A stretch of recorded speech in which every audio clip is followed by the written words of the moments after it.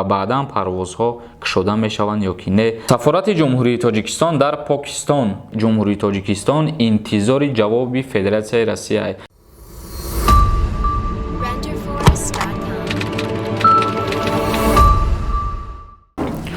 ассалому алайкум ба ҳама тамошобинони барномаҳои Сорбон Сафаров, канали ЮРИСТ ТJ. мавзӯи имрӯзаи мо боз дар бораи рейсҳои самолётҳо, яъне ки парвозҳо аз ҷумҳурии Тоҷикистон ё ки аз Федератсияи Россия ба ҷумҳурии Тоҷикистон, умуман ахборотҳои нав баҳри ҳамаи тамошобинои канали мо. Чунки дирӯз мо видео накардем, аллакай чандин касо комментарияҳо нависанд ки чӣ ба ирӯз видео напартофтем, мо хабарҳо интизор будем. узри зиёд ба ҳамин хотир ки дина видео напартофтем. Инак хабари нахустини мо ахборот оиди бахшида ба иди қурбон, ширкати дорувори софсавдо тахфиф эълон мекунад. Фурсатро аз даст надиҳед. Барои баровардани риш ё зиёд кардани мӯи сар ё нест кардани доғҳои сафед дар бадан ва ё кам кардани вазни худ ё зиёд кардани вазни худ метавонед ба рақамҳои дар экранбуда муроҷиат кунед. Дастсафка ба ҳама шаҳрҳои Россия. Аз номи канали ЮРИСТ TJ муроҷиат кунед, тахфифатонро зиёдтар мекунанд. Парвозҳои ҷумҳурии Тоҷикистон аз Федератсияи Россия ё ки аз Федератсияи Россия ба ҷумҳурии Тоҷикистон.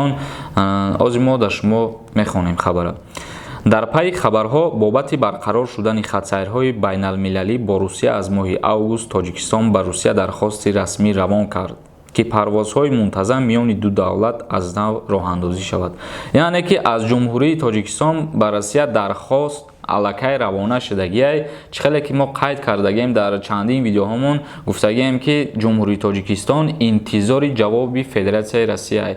Яъне ки Федератсияи Россия ана ҳамин дархости Тоҷикистона ҷавоби қабул агар бигардона, парвозҳо аз моҳи август кушода мешаванд. Дархост аз ҷумҳурии Тоҷикистон шудагиай. Баъд чандин нафарои дигар бо қайд мекарданд ки мақсад парвозҳо кушода мешаванд, ҷумҳурии Тоҷикистон розӣ намешавад ё ки дигар чизҳо. Ина бародарони азиз, ҷумҳурии Тоҷикистон дархост кардагиай, вале мутаассифона Федератсияи Россия ҳоло ҷавоб додагӣ нестай.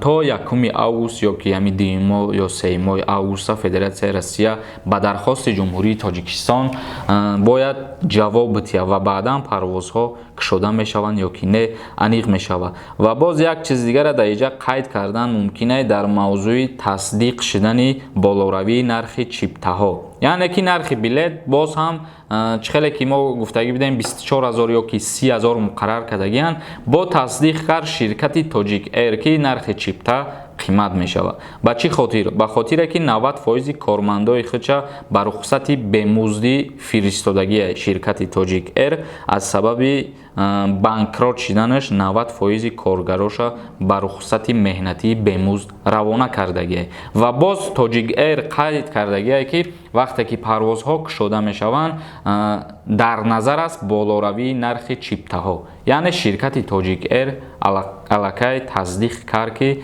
чиптаҳо қимат шудагианд ва қимат мешаванд бо сабабе ки зарари калон дидан тӯли чандин моҳҳо баста будани аэропортҳо.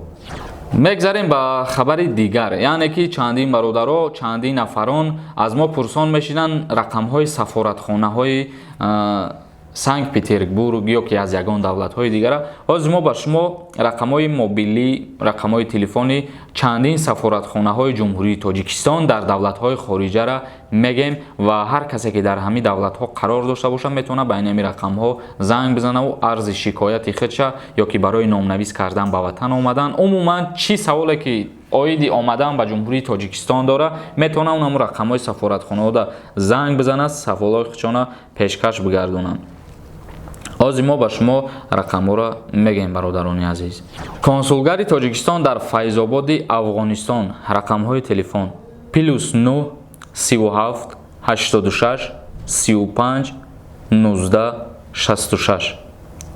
Сафорати Тоҷикистон дар Аморати Муттаҳидаи Араб +971 244 17 950. рақами дигариш +971 508 08 50 74. Сафорати ҷумҳурии Тоҷикистон дар Арабистони Саудӣ +966 11 20 54 709. рақами дигариш плюс 966 50 00 81 876.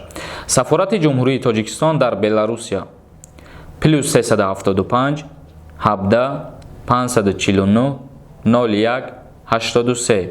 Сафорати ҷумҳурии Тоҷикистон дар Белгия плюс 32 264 06 933. Сафорати ҷумҳурии Тоҷикистон дар Британияи Кабир плюс 44 78 288 81 988. Сафорати ҷумҳурии Тоҷикистон дар Иёлоти Муттаҳидаи Америка плюс 1 202 223 60 90. Рақами дигариш плюс 1 202 223 26 66. Сафорати ҷумҳурии Тоҷикистон дар Ҷумҳурии Корея плюс 8 210 59 99 339. Сафорати ҷумҳурии Тоҷикистон дар Қазоқистон плюс 7 71 72 24 09 29.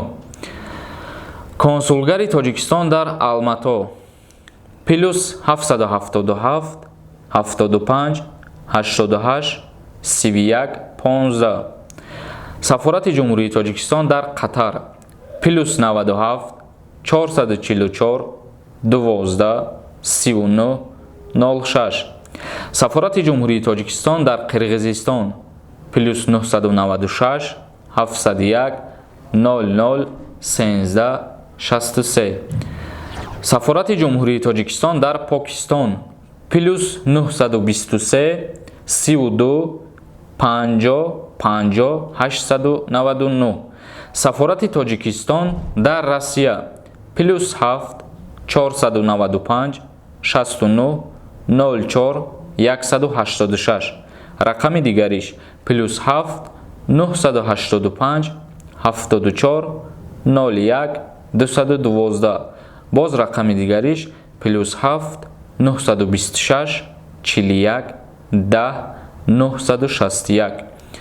Консулгари Тоҷикистон дар Екатеринбург плюс 7 343 370 23 6.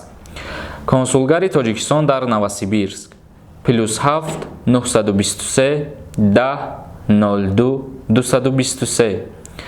Консулгари Тоҷикистон дар Санкт-Петербург плюс 7 961 61 16 17. Консулгари Тоҷикистон дар Уфа плюс 7 374 27 65 296. Сафорати ҷумҳурии Тоҷикистон дар Туркия плюс 905 37 67 21 857. Консулгари Тоҷикистон дар Истанбул плюс 9 055 27 20 50 54. Сафорати ҷумҳурии Тоҷикистон дар Украина плюс 3 809 501 62 777. Сафорати Тоҷикистон дар Узбекистон 810 99 87 12. Инак тамошобинони иззатманд, анами буд рақамҳои сафоратхонаҳо ва консулгарое ки аз ҷумҳурии Тоҷикистонанд, яъне намояндаҳои ҷумҳурии Тоҷикистон дар ана ҳамин шаҳрҳое ки мо ба шумо номбар кардему шумораи телефонҳошона ба шумо пешкаш кардем, чунки бисёри нафароне аз тамошобино хоҳиш мекарданд ки рақамҳои посолствои анами давлат ё ки аз Россия ё аз Екатеринбург ё аз Ҳиндустону дигар ҷоҳо мо чанд қаиша ки дастрас кардем рақамҳои сафоратхонаҳоша ё ки коргарои дипломатии ҷумҳурии Тоҷикистон дар шаҳрҳои хориҷаро ба шумо пешкаш кардем ва ҳар як рақаме ки гуфтем мақсад боварӣ дорем ки аз ана ҳамин гуфтагиҳои мо шумо дарк мекунед, мефаҳмед ва ҳар касе ки агар нафаҳмид ҳамин видеоро ҷои рақамгӯиро пауза карда гӯш мекунем. Бародарони азиз, рақама менависен, мегирен дар ягон чиву баъдан занг мезанен. Инак ҳазор раҳмати хидмат ба ҳама нафароне мерасонам ки то имрӯз моро дастгирӣ мекунанд ва иншааллоҳ умедворам ки оянда боз дастгирӣ мекунанд. Дар канали ЮРИСТ обуна шидана фаромӯш намекунем ва видеоҳои нав ба нави моро интизор бошен. Ягон савол боша, саволтона метавонед дар инстаграми ман равон кунед.